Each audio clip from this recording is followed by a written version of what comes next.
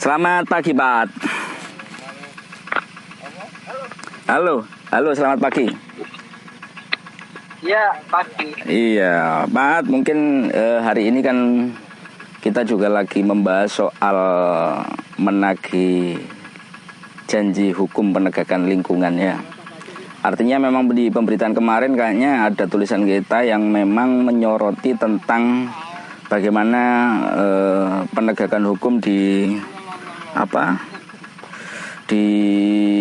wilayah Jawa Timur umumnya atau secara keseluruhan lah bahasanya, dan khususnya ini di Kabupaten Pasuruan, bagaimana penegakan hukum terhadap masalah-masalah lingkungan ini bisa ditegakkan dengan baik. Karena memang kalau mau ngomong soal pelanggaran-pelanggaran ya sudah terlihat, cuman memang tidak ada yang benar-benar siapa yang melakukan kesalahan dan siapa yang harus bertanggung jawab. Seperti apa sih Mbak memandang ini dari segi kita lah sebagai jurnalis yang seringkali memberitakan kejadian-kejadian lingkungan dengan yang terjadi saat ini, Pak? Ya, jadi memang bisa dibilang ini momentum ya, karena setiap minggu kemarin sebenarnya kita punya momen untuk memperingati Hari Lingkungan. Nah, di beberapa tempat memang pernyataan itu seringkali diisi dengan ya ada seremoni, pengadaan, kalpa taruh gitu. Ya. Nah, kebetulan di kita saya sih lebih melihatnya ya ini sebagai pengingat gitu, bahwa di wilayah kita ada beberapa persoalan kaitannya dengan pelanggaran lingkungan yang justru itu tidak jelas begitu bagaimana akhirnya. Contoh misal di sektor tambang itu yang beberapa kali juga kita tulis, kita narasikan, kita kawal juga, entah bagaimana persoalannya sampai sekarang juga tidak bisa ditutup.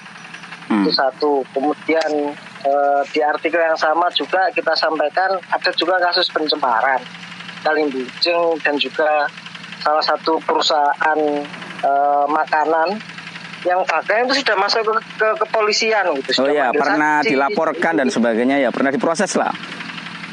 Pernah diproses, dan dari pihak dinas juga sudah bikin uji lab dan dinyatakan bahwa itu adalah limbah B3 cair gitu. Dan ternyata juga sampai hari ini kita juga nggak ngerti sudah sampai di mana. Nah, satu lagi yang menurut kita cukup fatal dan ini menjadi aneh adalah kasus yang satwa. Bahkan waktu itu kita masih ingat satwa. Ada akhir tahun lalu pihak kepolisian dan juga Balai Konservasi Sumber Daya Alam itu sempat merilis ada satu tersangka waktu itu yang sudah ditetapkan. Barangnya ada, barang bukti ada. Waktu itu malah dengan teman-teman media juga kan ngerilis gitu. Kita ingat kalau bukan antara November sampai Desember itu di markas kepolisian. Sampai sekarang kita cek ke pengadilan juga nggak pernah masuk ke peradilan itu kasusnya, nggak tahu ke bawah angin atau gimana. Makanya ini yang bagi kita ini momen sebenarnya bahwa ini pemerintah ini atau aparat katakan serius menjadi sebenarnya mau benahi lingkungan itu. Kita tidak perlu jauh-jauh yang nyari-nyari lah, yang sudah ada aja lah. Itu sampai di mana, mau diapain? Kalau memang tidak cukup bukti, ya sudah terbitkan SP3, begitu kan prosesnya. Pak, kalau ngomong soal beberapa kejadian lingkungan ya katakanlah permasalahan tambang dan sebagainya, kemudian ada beberapa hal yang berkaitan secara langsung dengan lingkungan juga. Apakah regulasi ini juga membelit, Pak? Kalau ngomong tambang kan kok ini urusan ini, itu kan undang-undang yang bahasa kita alasan kewenangan, alasan apa seringkali menjadi apa ya? Betul. Alasan. Ya. Di salah satu kesempatan obrolan memang seringkali yang jadi kendala adalah misalkan begini, kasus tambang misalkan, pemerintah daerah selalu beralasan bahwa kita tidak punya kewenangan karena itu soal perizinan dan lain-lain di wilayahnya provinsi.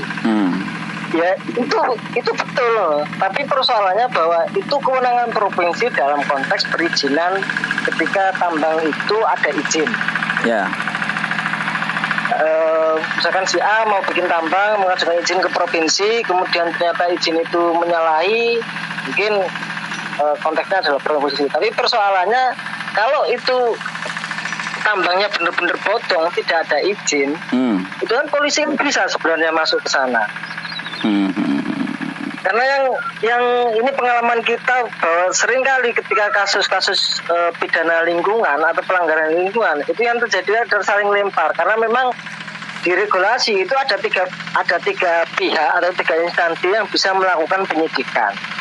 Dinas lingkungan bisa, kemudian ada juga penegakan hukum dari Kementerian Lingkungan Hidup dan juga kepolisian. Nah, tiga-tiganya ini bisa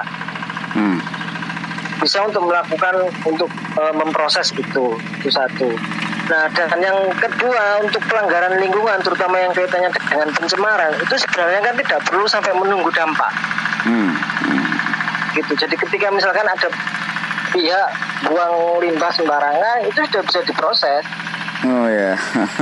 Kalau ditemukan bukti bahwa itu melakukan misalkan membuang sembarangan, betul. Dan tidak perlu menunggu orang sakit, itu sudah bisa dipidana. Kayak kemarin kayak limbah busa, kayak bau di Bujeng ini sebenarnya harus benar-benar ada investigatif yang ya. Masa gak ketemu wong sing itu ya. Nah, itu masalahnya. Khusus Bujeng itu kan ada sekian banyak perusahaan. Dan itu waktu itu kita sempat menulis juga sudah ada 5, dan beberapa di antaranya itu sudah sering. Sudah dikasih peringatan, sudah dikasih administrasi, sampai kemudian tetap tidak jalan. Dan ujung-ujungnya juga nggak ada sanksi begitu sampai sekarang. Padahal makanya ini kan Pasuruan itu kan daerah industri yang potensi pencemarannya itu kan sangat besar, dan itu saya kira itu konsekuensi logis lah sebagai daerah industri. Nah, ini kalau tidak diimbangi dengan komitmen untuk penegakan di sektor lingkungannya, ini kan bahaya di kehidupan kita, bahaya di lingkungan kita. Artinya bahwasanya, nah ini juga nih, benarkah dari kacamata kita sejauh kita berkecimpung lah, sampean juga berkecimpung di dunia jurnalistik dan sebagainya, isu lingkungan ini masih belum seksi lah di kalangan kita dan sebagainya. Apa benar ini memang faktanya memang seperti itu atau gimana? Halo? Tergantung dari mana kita miliknya. Mau seksi atau tidak, sebenarnya ini kan persoalannya ini adalah soal urusan hidup mati lah katakan. Kalau dianggap bahwa ini bukan sesuatu yang penting, mari kita lihat bagaimana kemudian peningkatan suhu yang terjadi belakangan karena deforestasi, ada pembukaan kawasan hutan. Kemudian daerah-daerah yang sebelumnya tidak pernah terjadi banjir rob, belakangan sering terjadi banjir rob. Ya, benar. Daerah-daerah yang sebelumnya tidak pernah terjadi bencana longsor dan banjir atau eskalasinya sekarang semakin meningkat.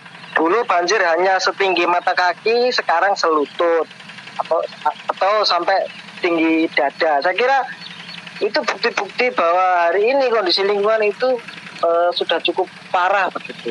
Jadi saya lebih tertarik ketika misalkan itu ini penting atau tidak. Jadi kalau pertanyaan itu ya penting karena ini urusan hidup mati kita semua gitu. Jadi makanya kemudian komitmen itu kan menjadi sangat penting, bukan hanya oleh kita tapi juga oleh mereka-mereka yang memang punya otoritas untuk melakukan penindakan. Karena kalau ini dibiarkan ya kita mau bagaimana, kita mau hidup benar atau enggak, mau berbenah atau enggak, kan itu sebenarnya pertanyaan yang lebih penting lah saya kira untuk dijawab oleh kita semua. Ya, benar sekali, Pak. Nah, persoalan yang lain mungkin kaitannya dengan lingkungan ini juga. Ya, seringkali kita hanya berbicara soal soal bukan penanggulangannya sih, soal bukan yang lebih urgent di awalnya, tapi lebih ke arah lewes banjir baru melaksanakan, tapi tidak pernah mencari sumbernya. Ya. Betul. Dan itu dari sering kalian kita begitu, kita baru ribut saling menyalahkan ketika terjadi bencana, terjadi longsor, terjadi banjir. Tapi begitu banjir selesai, kita lupa untuk bagaimana membenahi yang kemarin itu yang kurang, apa yang jadi penyebab itu. Kan sering kali begitu. Karena sebenarnya ini kita mau bagaimana, mau diapain. Saya kembali lagi-lagi kan ke fokus komitmen itu ke pemerintah dan aparat. Karena kan ya tidak cukup memang hanya sekali, 2 kali kegiatan, misalkan penanaman, tidak cukup banyak sekali penanaman lalu selesai. Karena memang lingkungan itu kan dampaknya pelan-pelan, tapi begitu terasa, benar-benar terasa. Dan tidak hanya yang mereka yang terkena dampaknya itu tidak hanya 1-2 orang, banyak orang. Itu misalkan kayak Kali Bujeng. Kan beberapa petani di sepanjang itu kan sungai itu kan banyak dipakai untuk saluran irigasi, untuk mengairi sawah. Beberapa petani yang sempat kita temui, keluarnya itu tadi semakin kesini produktivitas mereka semakin turun. Karena bahkan kalau sekitar turun masih bisa diterima, beberapa kadang terpaksa tidak bisa menanam gitu. Sekali waktu ketika pas kondisi airnya begitu keruh, mereka tidak bisa dipakai air itu. Padahal sungai itu juga banyak dipakai untuk nyuci dan lain-lain kebutuhan sehari-hari masyarakat setempat. Sekarang sudah nggak bisa dipakai lagi. Iya, benar. Nah mungkin mungkin nyambung dengan itu juga nih, kita tarik ke wilayah daerah ya. Pemerintah juga mencoba kan untuk menjadikan kali ini semakin bersih. Bahkan ada beberapa program yang memiliki akronim kayak ya kita singgung sedikit lah, kayak program-program pemerintah yang berkaitan dengan sungai gitu ya. Nah sebenarnya bagaimana sih? Harus bagaimana? Apakah sungai ini harus benar-benar bersih terus kena ditusi, atau harus bagaimana kan Mbak? Kalau ngomong soal lingkungan dan ini, terlepas dari bagaimana penegakan hukum ini harus juga dijalankan secara secara serius begitu. Nah, pemerintah juga harus menariknya dengan yang terkait kan katanya dengan itu, kalau memang benar-benar menegakkan. Kayak kemarin Bujeng belum selesai lah, terus program ini bagaimana mau terus berjalan, atau yang kemarin ada busa dan sebagainya dari bahan kimia itu kan juga harus jadi perhatian serius juga dari DLH dan sebagainya. Bagaimana pemerintah sendiri dengan regulasinya, terutama di daerah, sampean melihat ini? Kalau dari sebenarnya begini,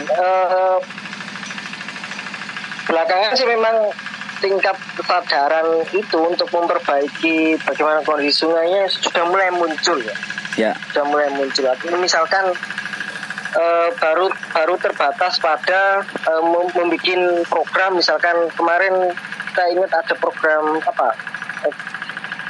sekali atau apa itu kalau tidak salah. Loh kok sih lali deh kok sekali, coba sampai lali deh. Sekali. Ya. Nah itu kan sebenarnya sebagai program untuk memicu orang-orang membuka kesadaran supaya untuk mengembalikan bagaimana kondisi fungsi sungai ya, seperti semula. Nah, di balik itu yang harus dipahami bahwa munculnya program itu kan sebenarnya sebagai satu bentuk kesadaran bahwa kondisi sungai hari ini itu tidak layak. Ya.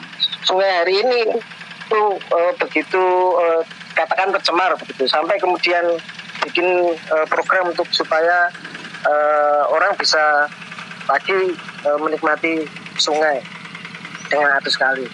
Tapi kan persoalannya itu tidak hanya cukup berhenti di situ gitu. Itu harus terus dikawal. Pemerintah harus benar-benar menunjukkan komitmennya untuk bagaimana membenahi kondisi sungai. Bagaimana kondisi pantainya. Karena kita nggak tahu, misalkan pernah nggak pemerintah bikin punya data berapa banyak perusahaan yang buang limbahnya ke sungai, baik itu yang sudah melalui proses IPAL atau tidak. Apakah yang sudah melalui proses pengolahan atau tidak? Karena itu menjadi penting, itu menjadi basis data tolak ukur bagaimana kondisi sungai. Kalau pemerintah tidak punya data itu ya kan akan repot. Karena itu juga akan berkaitan misalkan ketika ada muncul kayak yang di Welang, yang seumur-umur sepanjang kita jadi wartawan juga belum pernah kan kita nemuin kali Welang tiba-tiba penuh busa seperti itu. Ya, benar. Sampai hari ini juga itu belum terjawab. Itu busa itu dari mana? Nah, kalau pemerintah punya datanya, perusahaan mana saja yang punya saluran pipanya ke sungai, itu kan akan ketahuan, akan memudahkan pemerintah juga gitu. Ketika terjadi muncul persoalan. Benar. Nah, mungkin ada catatan lah, sedikit catatan yang harus dibenahi kaitannya juga dengan penegakan hukum yang ya tadi sudah kita bahas secara panjang lebar. Tapi paling tidak yang paling urgent hari ini yang harus diselesaikan di awal sebenarnya PR dari para pihak ya. Itu apa Pak yang harusnya? Kalau kami sih selesaikan beberapa kasus yang sudah muncul ke permukaan. Itu sajalah. Ya perlu daki-daki karena itu sudah sudah mencuat dan diketahui publik ya. Betul. Jangan sampai kemudian kita masyarakat berasumsi wah ini ada main, wah ini masuk angin atau apalah bahasanya karena sudah muncul moro-moro hilang kalau kabare ki piye kan repot. Langsung lah. Ya benar. Masa sudah dirilis kemudian gak pernah masuk ke peradilan ini terus kemana? Kasus limbah sudah masuk, sudah diproses terus nggak ada kabarnya ini. Betul. Akhirnya kan masyarakat dibiarkan berpikir atau menebak-nebak, mengira-ngira. Nanti kalau kita yang menduga-duga ini ada A, ini ada B, nanti kita yang salah kan repot juga. Betul. Jadi ya minimal kalau misalkan tidak ada bukti ya sampaikan SP3 dan lain sebagainya. Kalau memang ada unsurnya sudah cukup ya ayo diproses, kita kawal bareng-bareng. Siap, kayaknya menarik banget dan kita juga sudah terlalu panjang ini kayaknya dan itu, Pak. Paling tidak betul sudah ditangkap lah bahwasanya memang faktanya seperti ini dan kita juga berharap ada hal-hal yang serius dan semakin serius apalagi dengan dukungan beberapa program-program yang sebelumnya arahnya juga untuk perbaikan lingkungan dan sebagainya. Fakta juga kita sering mengalami masalah-masalah lingkungan itu. Mungkin di masa-masa ini orang juga harus mulai memperhatikan hal-hal yang bersaitan dengan kesehatan dan kesehatan itu tidak akan terlepas dengan lingkungan yang juga sehat gitu. Pak, terima kasih. Gitu. Terima kasih. Dilanjut dan selamat bertugas ya.